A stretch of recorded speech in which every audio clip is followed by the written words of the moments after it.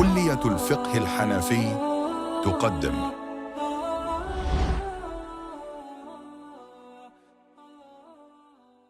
بسم الله الرحمن الرحيم. الحمد لله والصلاة والسلام على رسول الله. سبحانك لا علم لنا إلا ما علمتنا إنك أنت العليم الحكيم. رب اشرح لي صدري ويسر لي أمري واحلل عقدة من لساني يفقهوا قولي. اللهم انفعنا بما علمتنا وعلمنا ما ينفعنا. Ameen ya Rabbal Alameen. After praising Allah subhanahu wa ta'ala, the Most High, and sending salutations upon our beloved Rasulullah sallallahu alaihi wasallam, we ask Allah subhanahu wa ta'ala to bless us, to bless our families, to grant us the best of this life and hereafter, to grant us beneficial knowledge. Ameen ya Rabbal Alameen. So today we'll be doing some of the rulings regarding trade goods, gold, silver, how to calculate them when it comes to the giving of zakat. We will also be discussing eligible recipients of zakat, the ones that are mentioned in the Quran, where Allah Ta'ala, He mentions the recipients of zakat in a verse. We'll go through in detail regarding each recipient, who they currently are in this time, in our time, and who can receive. And then we will discuss also the ruling of how many of them, of these recipients, you need to give to. Do you need to give to all of them, or can you suffice by giving to one of them in amongst these categories of recipients? We'll also do those who zakat cannot be given to. So there's a list of 11 people, 11 categories of people mentioned in the book. We'll go through all of them one by one and I will explain inshaAllah why each one is not allowed to be given to. Then there are some last few rulings regarding zakat, whereby if you gave your zakat to somebody thinking they were poor, later found out they're not, for example, then what happens? Then giving your wealth to one person and making them also the owner of nisab, can you do this or not? How much money can you give to one individual? And then where you are meant to give zakat to, do you give to anywhere, any charity? Where do you give to? Where is preferable to give to? Who do you give your zakat to better? Who is it better to give your zakat to? We'll look at all of that inshallah today. Bismillah ar-Rahman ar-Rahim. Now we move on.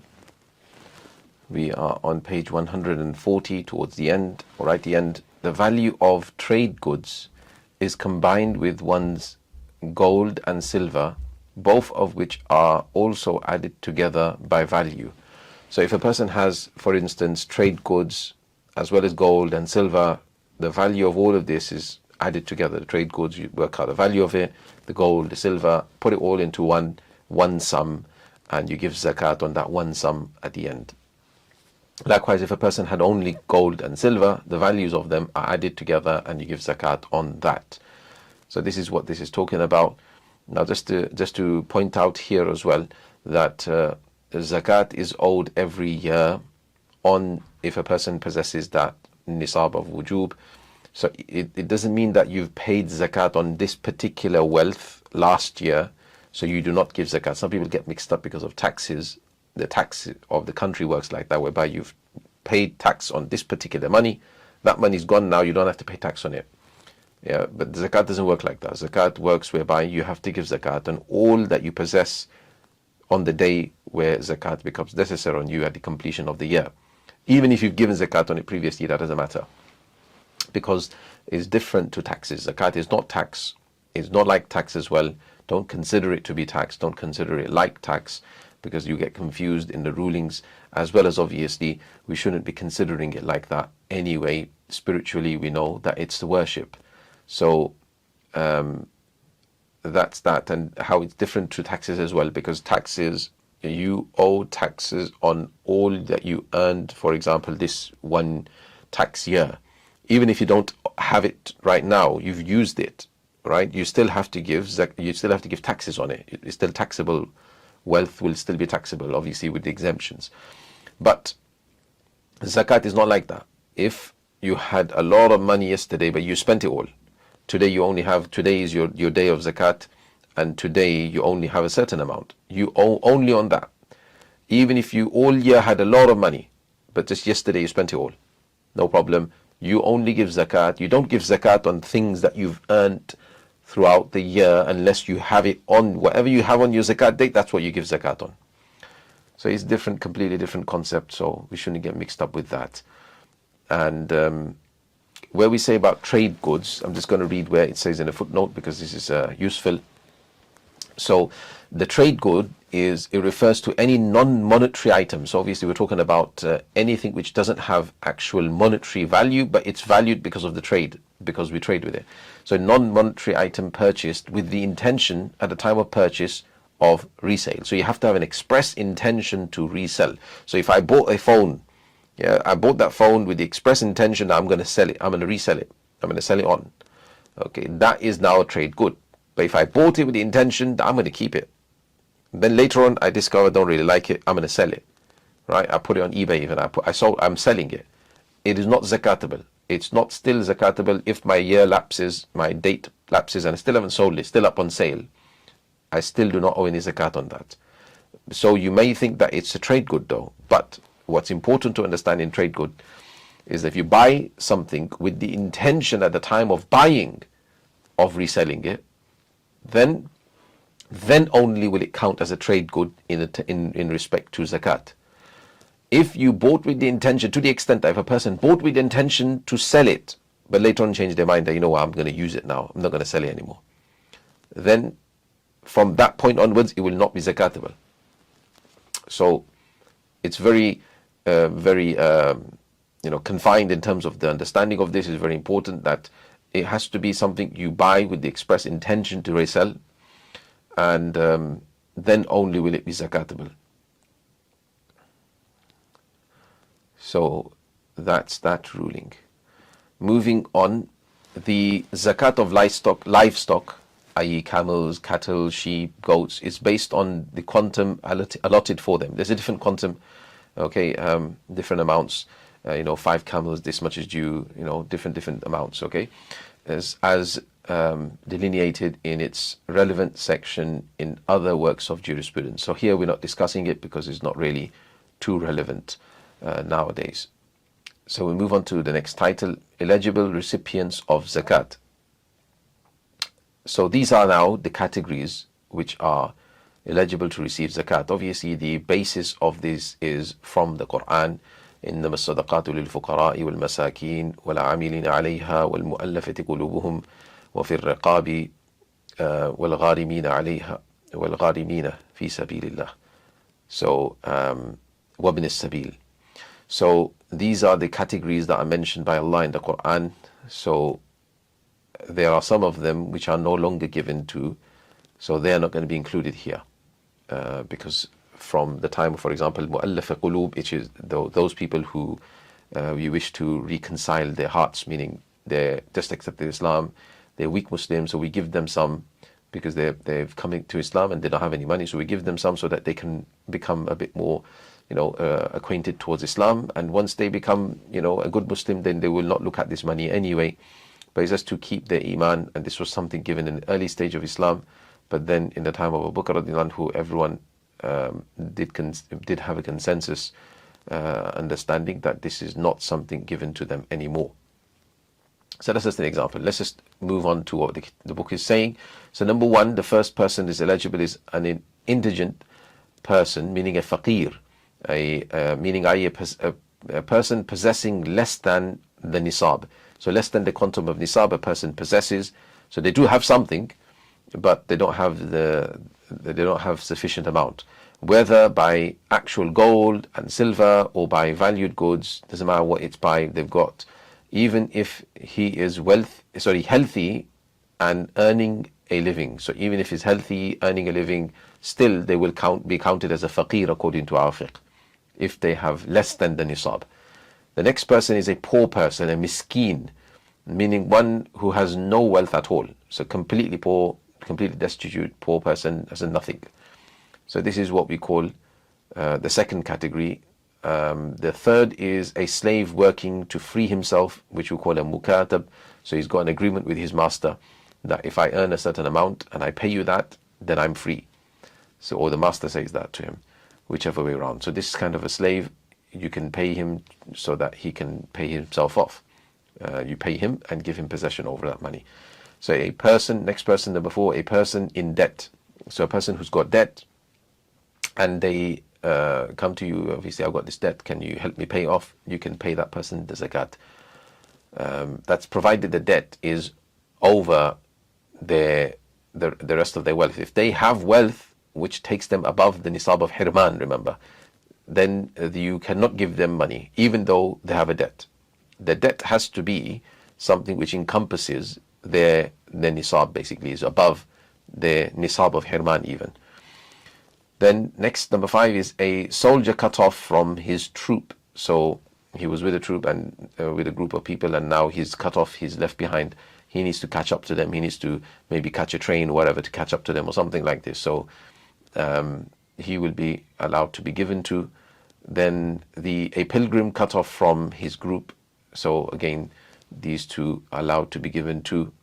And a wayfarer who, despite possessing wealth in his homeland, has nothing, meaning i.e. less than nisab, with him on his journey. Now this is obviously similar to that Haji, the pilgrim, who's cut off from his group. He may be rich at home, but obviously he's a traveler over here. And lastly, 8 is one who works as a state zakat collector. State zakat collector is important to understand. So you can't be just a zakat collector. Some charities try to claim they are zakat collectors so they can take this, they are recipients of zakat, but this is not correct according to our school, because it has to be somebody who's appointed by state, meaning by the Amir. They've been appointed, and only then do they become this zakat collector to be able to receive zakat eligible. They're going to be eligible recipients of this. I mean, it's always better not to take zakat, though a person falls into these categories. It's always better not to take zakat and to earn a living oneself. But if obviously a person needed, then they can take this zakat. Just checking to see if there's any rulings that we've missed, or if we've missed anything.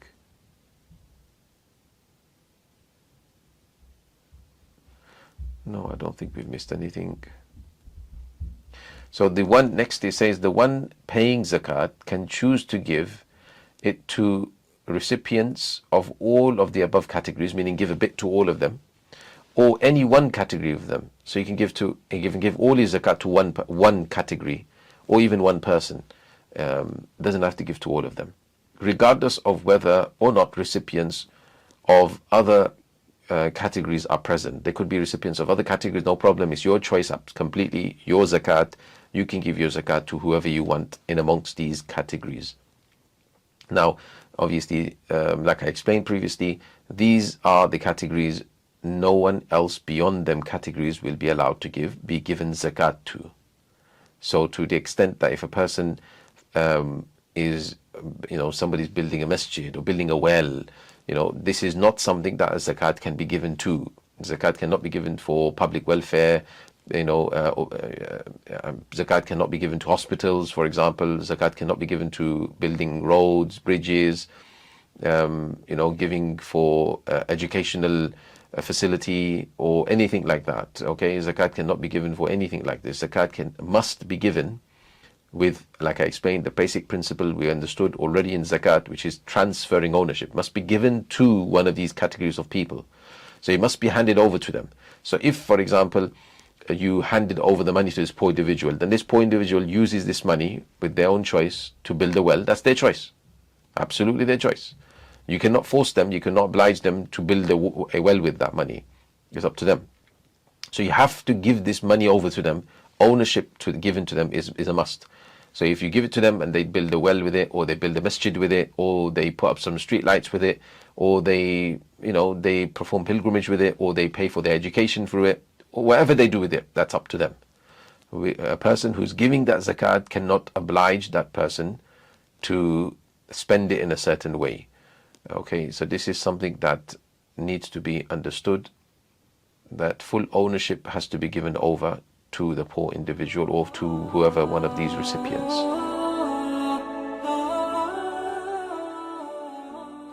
Now we move on.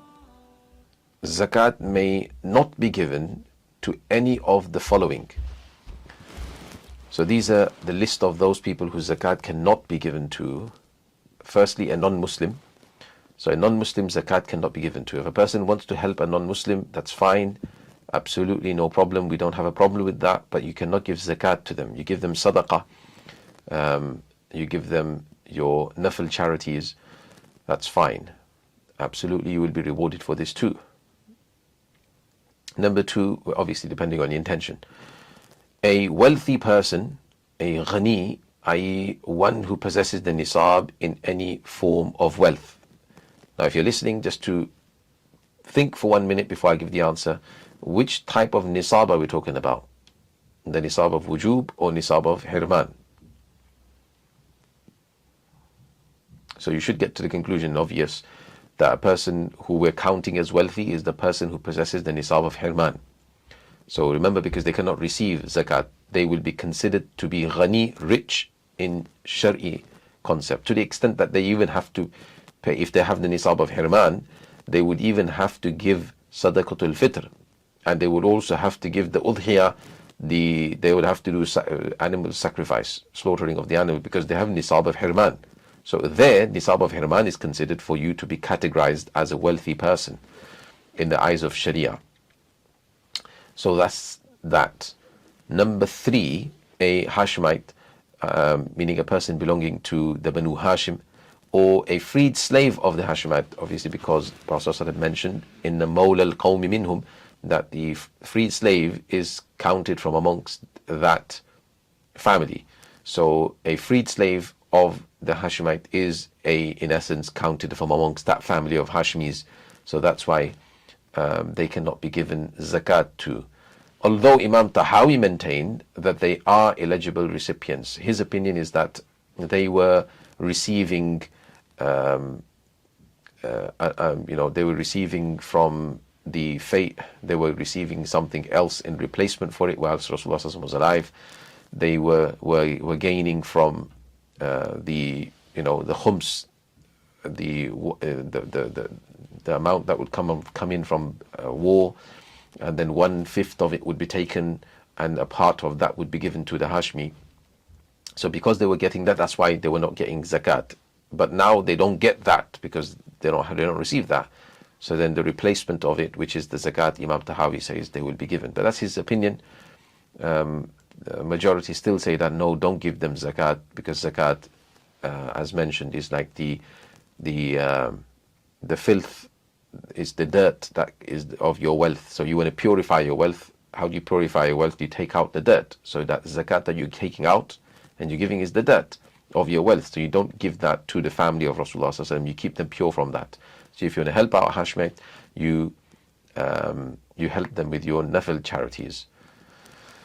Number four, one's parents or grandparents. So this is, in essence, your ascendants, your usul. So going upwards, ascendants, you cannot give zakat to them. Likewise, number five is one's child or grandchild. So going down, your descendants. So you can't give to your ascendants and you cannot give to your descendants, because these people are already owed money from you, or owed from you, that you look after them anyway. So you're meant to look after them. So you can't then pull a fast one, in essence, and give them your zakat, and in essence kill two birds with one stone. You give your zakat and you also fulfill your obligation of looking after them. Okay, so this is not allowed. You can, your ascendants and descendants cannot be given zakat to. Likewise, number seven, number six, I missed, one's wife or husband. So your spouse, husband can't give to wife, wife cannot give to husband too. So zakat cannot be given in between spouses. That's number 6. Number 7, one's slave, even one working to free himself. So you cannot give to your slave. Likewise, you can't give to your mukatab slave, as we understood above. You cannot give to your own mukatab slave. Somebody else can give to your mukatab slave, but you cannot give. The reason is because obvious, you give that slave money, it's going to come back to you. You're going to give that slave that money to free himself. You're going to pay him, he's going to pay you that money back. So your zakat is going to come back to you in essence, and you can't do that. The same, in essence, reason for the wife and the husband. The wife can't give to husband because that money that you give to the husband is going to come back, and the husband can't give to the wife because he's meant to look after her anyway. So they can't give to each other in this way. Number 8, one's partially freed slave. So if you've freed your slave partially, then you cannot give this slave, because he needs to earn. The idea is, if he's partially free, he needs to work for the remainder. So if I freed 50% of him, the other 50% he has to work for to free himself in essence. Obviously, if he's already free or not, there's a discussion on that. The point isn't that. The point is that the rest of the 50% that he's still owed for because he's not freed, he has to work and earn for that. So you can't pay him that money so he can, the zakat. You cannot pay him because it's going to come back to you. Same concept as above. Number 9, to pay for a deceased person's funeral shroud. So if a person who's deceased, they don't have any shroud, you cannot use zakat money to pay for their shroud. Why? Because when you're buying that shroud would go to the deceased, but you can't give ownership to somebody who's deceased. So how are you giving? Remember, this tamlik, the giving of ownership is not happening because this person's deceased. Now, the way around it would be to find a poor person, give it to them, if it's amongst their family, because supposedly this person who's passed away are so poor that they can't afford the shroud. Their next of kin most likely will also be that poor. So you get that money, give it to them, and tell them to pay for the shroud. Up to them, all right? Because it's their money. So that's the way around that. Number 10, to pay off a deceased person's debt. So if a person deceased left behind debt, you cannot use zakat. Why? Because the idea is, in order to pay somebody's debt, you have to give them ownership, and they pay for that debt. But you can't give ownership to the deceased. So or you give somebody who's their agent to pay for their debt. But this person's deceased, they can't appoint an agent. So same problem applies here, that you cannot do tamlik, you cannot give ownership to this deceased, and that's why you cannot pay off their debts using this, by giving zakat. Number 11, or to purchase a slave to be freed. Okay, same thing. If you are purchasing a slave to free, the problem here is that in essence you are giving the slave money to free himself. Same as before. And again, you can't give this slave, you can't basically use this money to purchase a slave, because giving of ownership has to be done free. You can't gain anything through it. So if I saw a slave and I purchased that slave to free him, when I use my zakat to pay the seller, when I'm using my zakat to pay the seller, I'm gaining in exchange a slave. So I'm gaining something in exchange. So now what will happen? That zakat is not going to be zakat, because I gained something. Though I freed the slave eventually, I freed him, even though I gained possession, I freed him. But the point is, when I transferred ownership to the buyer, it was an exchange of something. So there wasn't tamlik without anything in exchange. So it has to be giving ownership without receiving anything in exchange for that. So that's how zakat has to be given. You cannot receive something in exchange of zakat. So this is important. These are concepts, hopefully I've explained as to why each one is not going to be allowed to be given zakat to, and the concept has come through.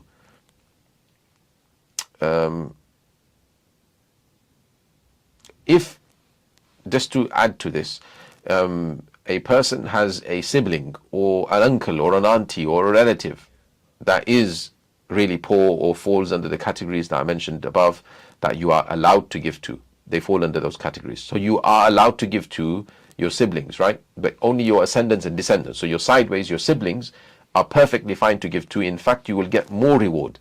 You will get more reward In fact, it mentions it get double the reward for giving to your siblings. One is because of your maintaining ties with them. You're looking after the people who are in your family. And on top of that, you are also giving your zakat. So you get more reward for that. So it's actually preferred to give to these kind of people if they fall under those categories that are eligible to receive the zakat. Moving on, if one pays zakat after having made an honest effort to ensure the recipient was eligible and then finds out the recipient was not eligible, okay, so this would happen, then it is, just finishing off, then it is valid. It is valid, meaning the zakat will be valid. So let's say, for example, a person did not know that this is my son, or this is my daughter, or this is my father. This they didn't know, but they gave their money, their zakat, to this person. Later on, they found out this is my father. They made effort to find out, are you a poor person? Yes, you're a poor person. You know, you find out things about them that, yeah, they're poor. They look poor as well. You know, you made the effort to try to do this.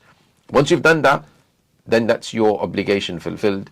You can never find out the actual reality of the truth, you could say, if somebody's concealing these things. So that's why your obligation is fulfilled here. So you would not be required to give your zakat again in this particular instance. So he says such that he does not have to pay it again unless the recipient turns out to be his slave. If it turns out to be your own slave, then you can take that money back, right? So because that money would have come back to you anyway. Even one who is working to free himself, so then you would have to pay that zakat again, because obviously that money is coming back to you again.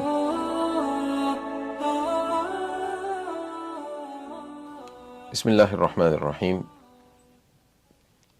Now we move on to the last part of this zakat chapter here. It says, it is disliked to give an amount of wealth to an eligible recipient such that he would then own the nisab and hence no longer be able to receive zakat in the future. So what this means is that if you are giving your zakat to this eligible recipient, let's say they are the poor person who has nothing to his name, but when you're giving them so much, because you owe there's a lot of zakat, so you're giving them so much that makes them now own nisab. They own nisab. So this is disliked. However, what this means is that you give them so much by the end of, so because you give them a lot above nisab, that makes them now, if you can understand technically, that makes them a person owner of nisab. We call sahib and nisab. So they have ownership of nisab today. Now, what will happen as a result? Their year will start. Lunar year will start, whereby they now have to see whether this day next year they also have nisab. Okay, so that's the point here, that if by the end of this year they will still own above nisab, right? Now, because they own above nisab, they will no longer be able to receive zakat in the future. That's the idea, right? That is what is accurately disliked here. In essence, they're going to have to then end up paying zakat too, isn't it? So you made them so wealthy, right? You give them so much of your zakat that then oblige them to be giving zakat next year, or you can consider it from a different angle, like it's mentioned here, that they no longer will be able to receive zakat in the next year, basically. But if you gave them a lot of money because they needed that, right? They had a big debt, or they had a big expense coming up, they were building their home, obviously they needed a lot of money for that. So you gave them a lot of money, but by the end of this year, they used it all up.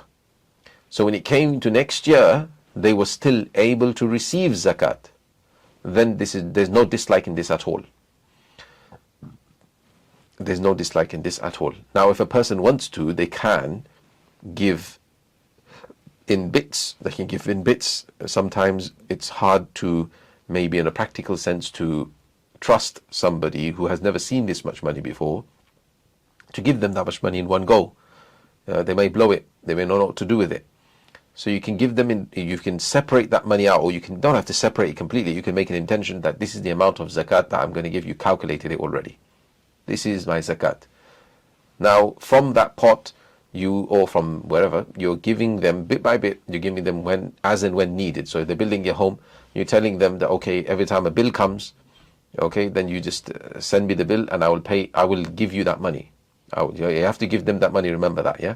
You can't directly pay unless they make you their agent. If they make you their agent, then that's fine. Then you can directly pay if they make you their agent. But if they don't, you have to give them that money and they will pay for that bill. You can carry on doing slowly like this, because in many countries, especially when it comes to building homes, in materials, it works on credit anyway. You take the materials and you pay at the end of the week or at the end of the month or whatever it is. It works on credit anyway. So it's a very practical thing to be able to do.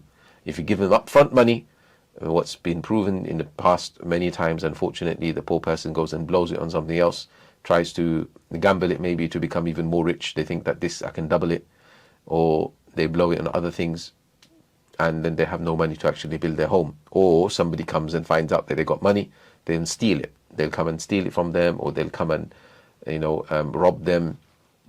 They'll forcefully take it off them, and things like this. So this is something that needs to be considered.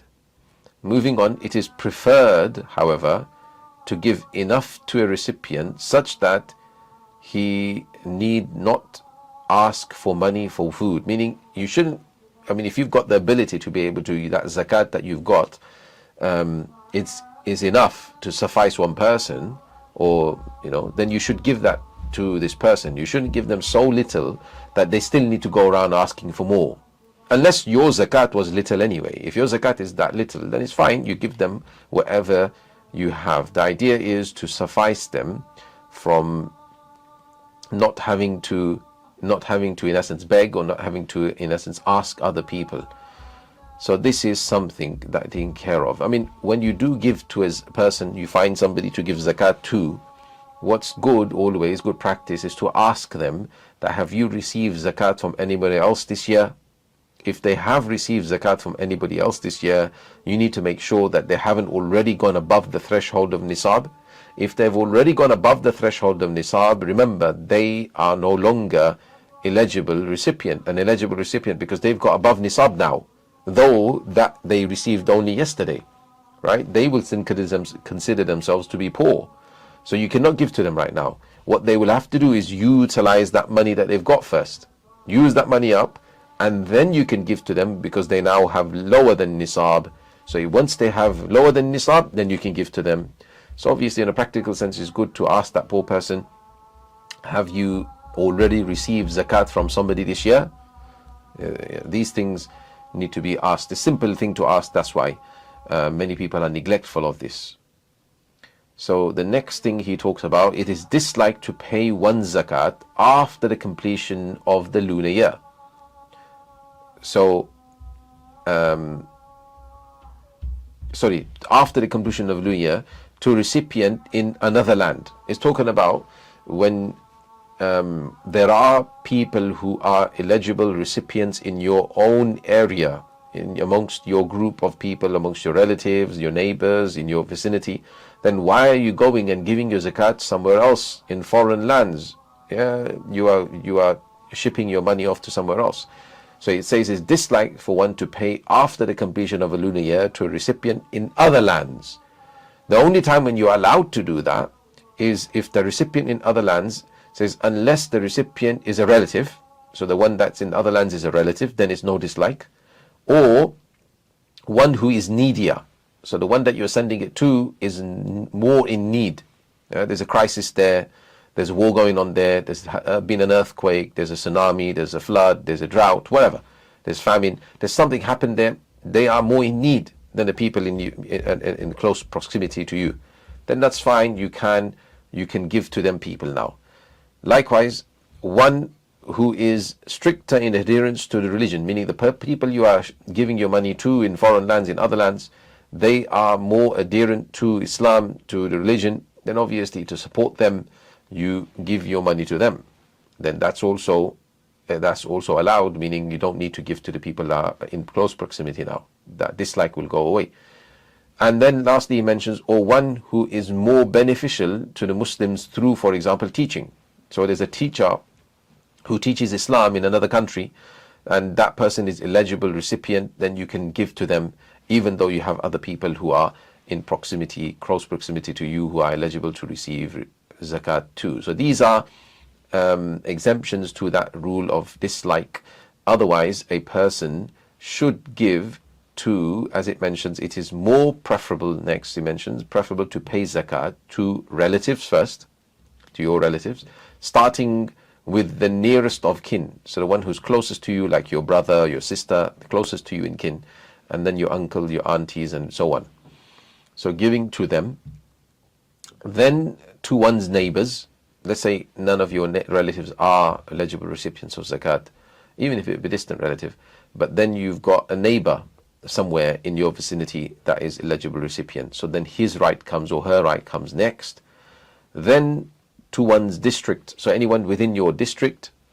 Then basically the closest in proximity, you can see. Then to members of one's profession, so those who are involved in your same profession because you are constantly in contact with them.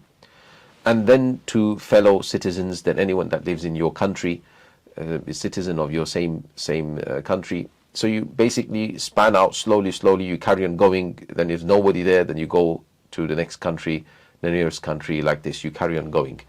So until you find this is the way of giving zakat. Bismillah ar-Rahman ar-Rahim, alhamdulillah, wassalatu wassalamu ala rasulillah. Just to summarize what we did today. So we talked about the trade goods, where you combine the things that you've bought to trade with the intention. Remember, the express intention to sell on was there at the time of purchasing. Only that will be considered as trade goods and zakatable.